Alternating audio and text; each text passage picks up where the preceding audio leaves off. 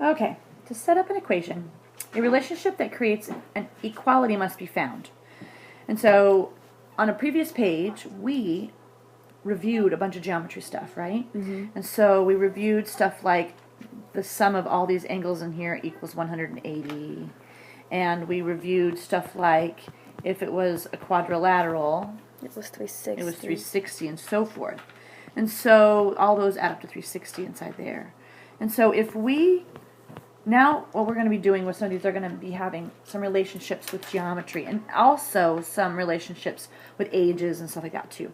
Great. So we're going to have to establish an equation or an equal, so equalities to establish an equation, okay? I'm going to fix this real quick.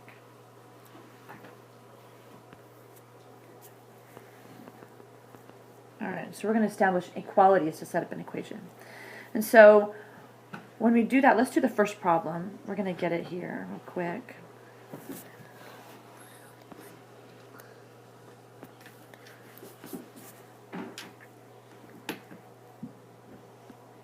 Okay, the first example is talking about a triangle. Triangle ABC. Angle A is twice as large as angle B, and C is 5 degrees less than angle A. And so you're going to do the same thing you were doing before. Okay, so you're going to go an A and a B and a C. And which one do you want to be X? Wait. B. Yes. So if B is X, what's A? A is twice as large as angle B, so 2x. Very good. And C?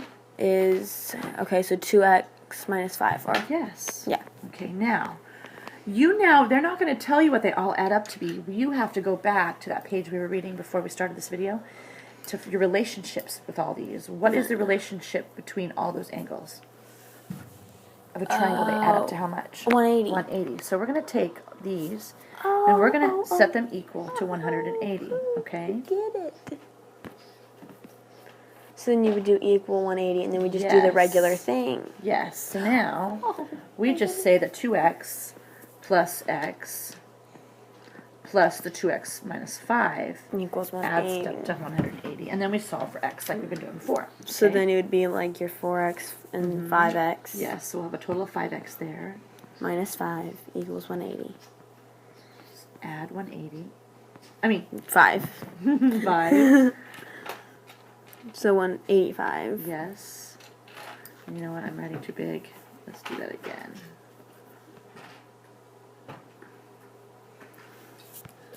Alright, so then we're going to have 5x equals 185.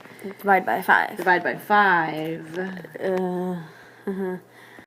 So x is 37. We used a calculator to determine that. Now, we're not done though, because the question was, when we go back here, the question said, what's the measure of each of the angles? So we know that x is 37. Oh, So we know that we know that B is 37 Oh, I mean, here. yeah. And that's degrees.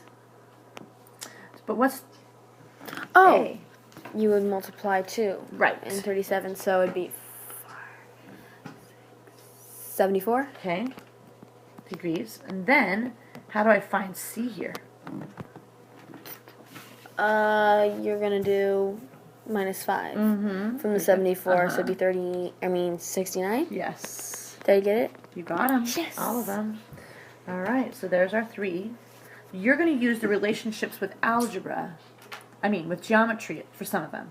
So here's the next one we're going to do. Does it get any harder than this? I think that, so far, no. This next one. So in this lesson, John is 24 years old, and his son Jeremy is a 3-year-old toddler. But one day, Jeremy will be half his father's age. In how many years will that be? We're going to let x represent the in how many years. Okay, so We I know have this John. part. I know. So we know John is 24, right? Right. And we know Jeremy is 3. Okay, And so then 3 plus we're going to plus x because that's in so many years, right? Okay, so now we have to figure out. It says that Jeremy will be half his father's age. Oh, so you put half on Jeremy's side because because he won't be half of his No, never mind. He'll be twice his father's age. Right, not half of his father's age. So we'll put the double on his side, not on John's side. 3 plus x, because we could do the half, but we're going to do the double. It's going to be easier, right? Yes, I like that better. So then, just a second, I'm going to make this have more room, because we're running out.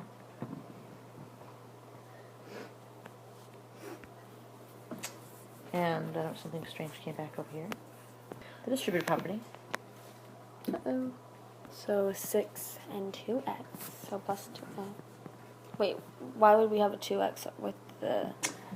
Yeah, just plain old 6, huh? Okay. And 24 plus x. Now what? Now we want to bring the x over to the 2x. So Okay. you'll subtract it, so it'll be Alright. 1x. So 24 equals 6 plus 1x. Okay. Yeah, or just x. Then you're going to do minus 6. Okay. Minus 6, and that will be 18. Okay. So what does that represent? Son's age, right? Jeremy's age.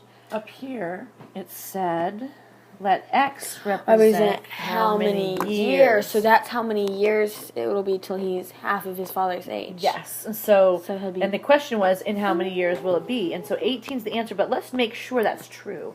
So we think it's going to be 18 years. Plus 3, right? Will be 21. Yeah, so Jeremy in 18 years will be 21. He'll be 21. And in 18 years, we'll have 24 plus 18, which will be a 12, and it'll be a 42, and that will be double the age. Okay, so it's true. We did find that in 18 years, okay, He'll be 4. Now, the we had a little trouble with this problem. I had to start over a couple times, but the adding the x part, that was pretty easy to figure out. It was this, who do we multiply the 2 by is the one. And so Jeremy will be twice his father's age, made it easier for us. If we could have put so that's how that's we what screwed us up. Yeah, so in that half, for us it was easier to do it twice. Okay? Yeah. All right. We're done?